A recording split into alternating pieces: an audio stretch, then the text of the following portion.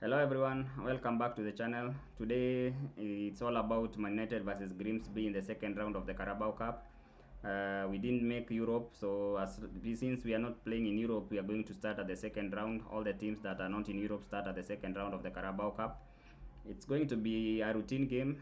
We are playing against fourth tier opposition in Grimsby, a team that has won their last 6 games, but there's a gulf in difference between the quality of Man United and the quality of fourth tier opposition.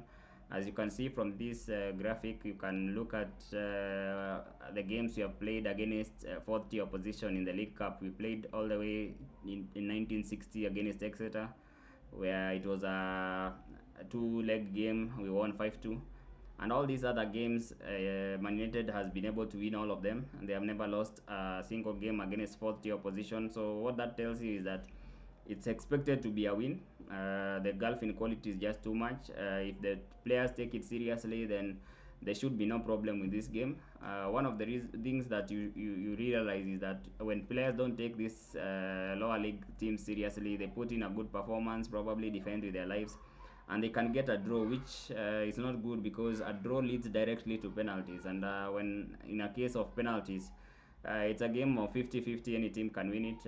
Any professional footballer who's played in professional football can take a penalty, and it's not something that we want in this game. So Man United should be able to take this seriously. I expect some rotation from Ruben Amorim, because this is a game that it's to give the fringe players, the players who have not been playing, the players like Mainoo, Maguire,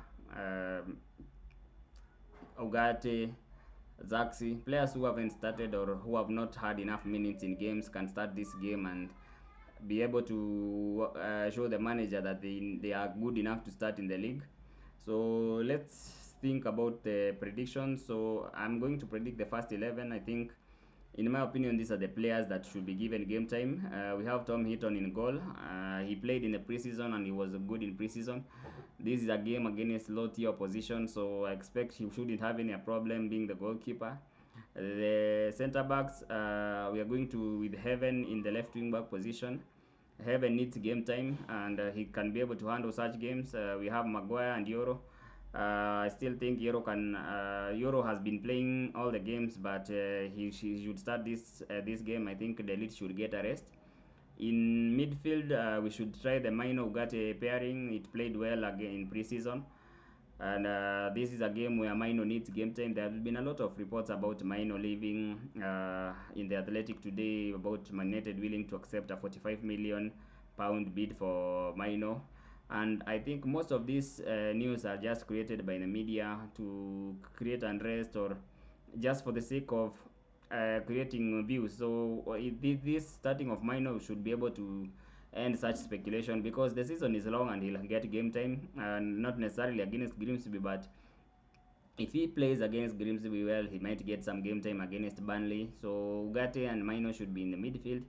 Ahmad needs a full 90. He's not had full 90 for the last 2 games, so this is one of the games that he needs to play from the start and complete the game. Dogu will start, because I feel that Diego Leon still doesn't have the experience to start the game against, even though it's a low tier English opposition, they are tough. They play, it's a field, it's a hostile field, so it's not exactly the game that you start Leon. So I think he should come in the 30th, the last 30 minutes. So Dogu should start. We wrap this game up and then we bring on players like Leon. I think in the tens we can play Zaxi. Zaxi has not had a game so far. I think he's ready, so he should start this game.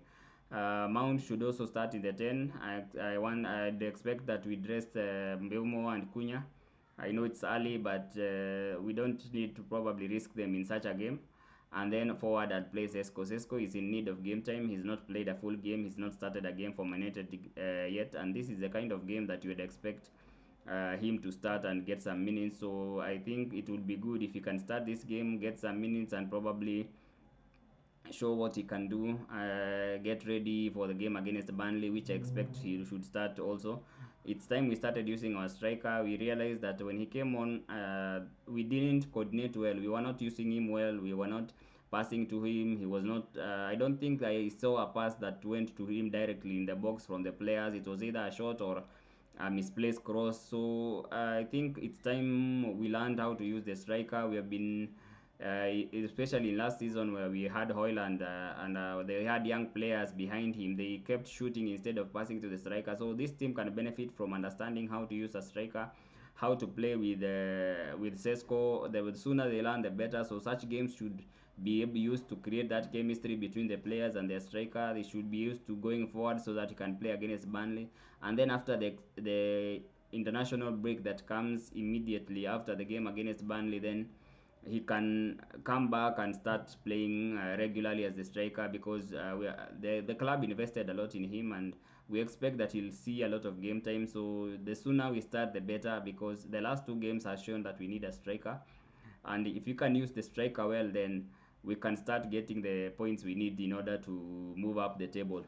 So as a team, there is something that you have to understand with such games. Such games might look very winnable on paper, but they sometimes become some of those games that are embarrassing. Like we had a game previously against Cambridge United when we drew nil-nil and they had to come back to Old Trafford for a replay.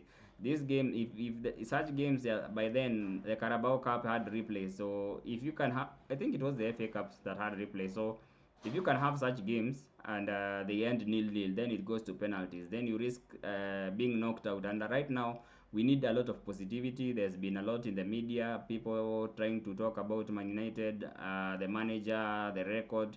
So it's not something that we should play with. It's something you win comfortably, and there are no news in the press, and then you move on to the next round. Get ready for Burnley, play in a good position, play Burnley, win that game, and go into the international window without so much fuss, without negative news surrounding the team. So let's see what Ruben Amorim comes up with, and hopefully we win this game and get back our season on track. Have a good day.